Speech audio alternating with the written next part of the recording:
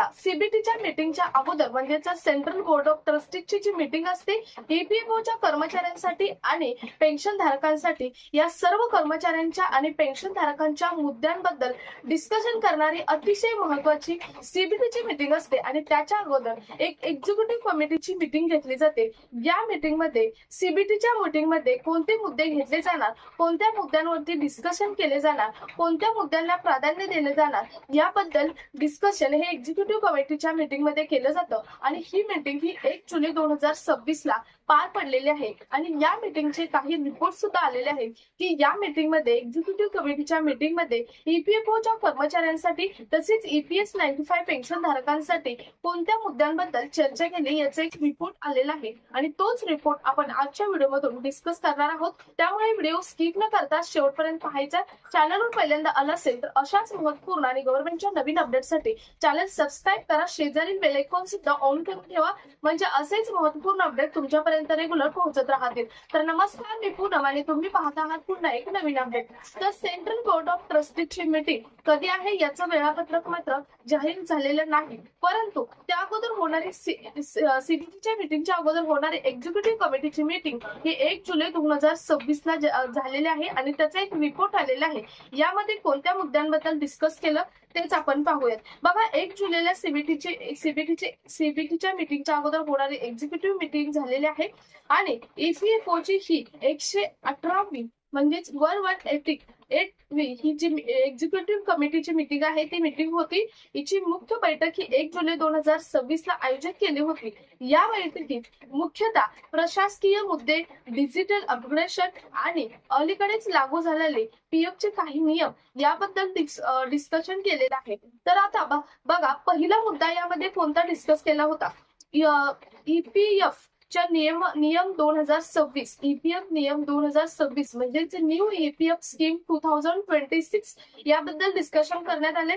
यामध्ये देशात 74 वर्ष जुनी ईपीएफ ऍक्ट 1952च्या जागावरती आता न्यू ईपीएफ स्कीम 2026 ज्याला म्हटलं जातं ईपीएस 95 ची स्कीम होती त्याचंही नाव चेंज करून ईपीएस 2026 असं करण्यात आलेलं आहे किंवा लागू केलेलं आहे। याचे नवीन नियम हे 1 जुलै 2026 पासून प्रभावी झालेले आहेत असे याचं डिस्कशन सुद्धा करण्यात आलेलं आहे। म्हणजे जी ईपीएफ 2026 ही नवीन स्कीम लागू केली, त्याचे काही नवीन नियम सुद्धा लागू केले आहेत जे की राजपत्र जाहीर झालं, त्याला गॅझेट म्हटलं जातं। या गॅझेटमध्ये आपण सेपरेट व्हिडिओमध्ये डिस्कस केले होते, तो व्हिडिओ तुम्ही जाऊन पाहू शकता।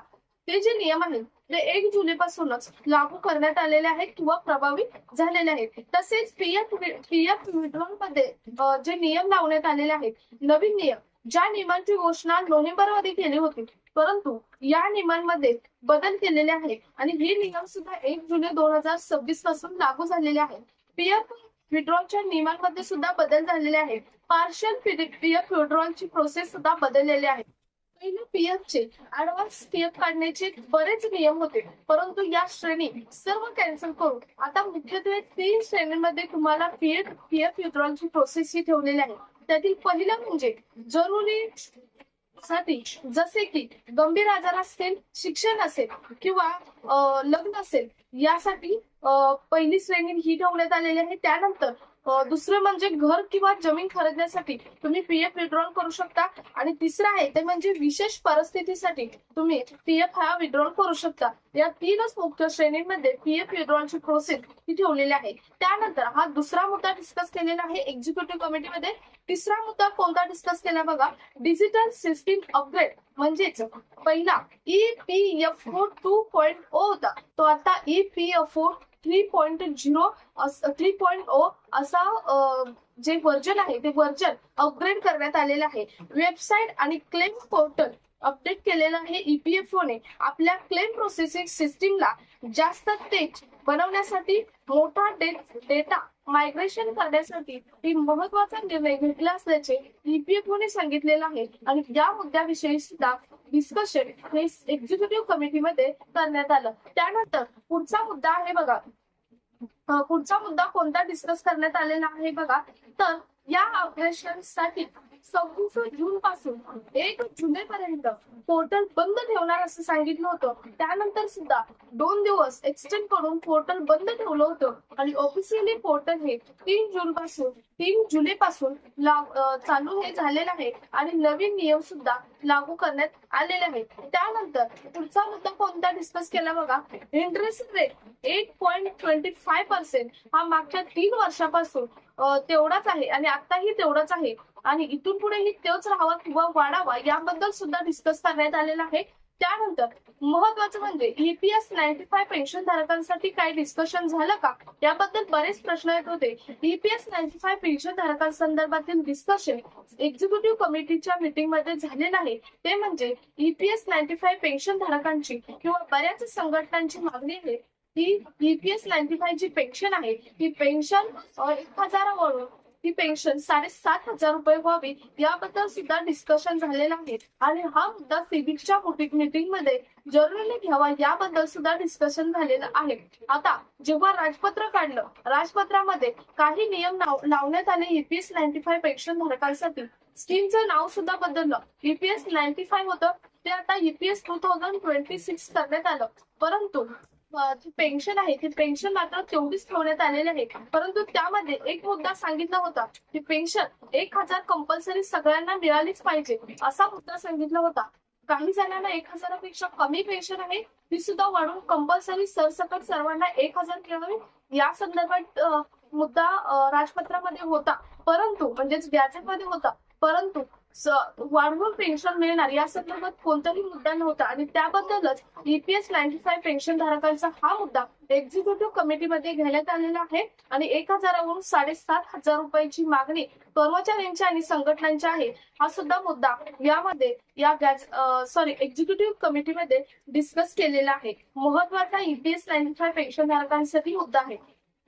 त्यानंतर सॅलरी लिमिट हे 15,000 वरून 20 ते 25,000 करण्याची मागणी बऱ्याच संघटनांची आहे असा सुद्धा मुद्दा डिस्कस करण्यात आलेला आहे. परंतु या मागच्या वेळी काही कोर्टाने यासाठी तारीख घेतलेली होती मागच्या महिन्यातली, परंतु तो पूर्ण झालेला नाही आणि अजून 6 महिने त्यांनी वाढवून मागितलेले आहे. त्यामुळे जो EPFच्या कर्मचाऱ्यांचा सॅलरी लिमिटचा 15,000चा मुद्दा आहे तो सुद्धा CBDच्या मीटिंग मध्ये डिस्कस करण्याची मागणी ही एक्झिक्युटिव्ह कमिटीमध्ये केलेली आहे.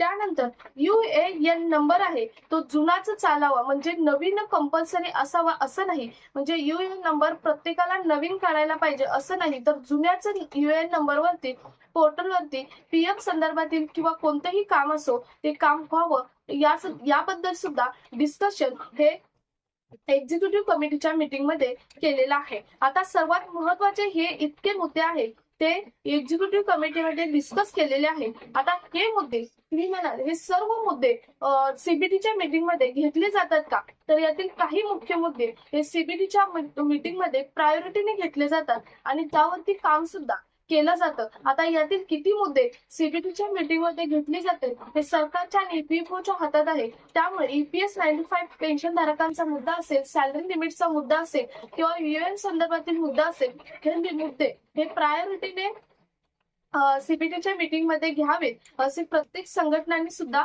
मागणी केलेली आहे. तर अतिशय महत्वाचा हा व्हिडिओ आहे ते EPS 95 पेन्शन धारक आणि EPFOच्या सर्व कर्मचाऱ्यांसाठी आहे. त्यामुळे जास्तीत जास्त ठिकाणी हा शेअर करा. भेटूयात पुढच्या एका नवीन अपडेट सोबत. तोपर्यंत धन्यवाद.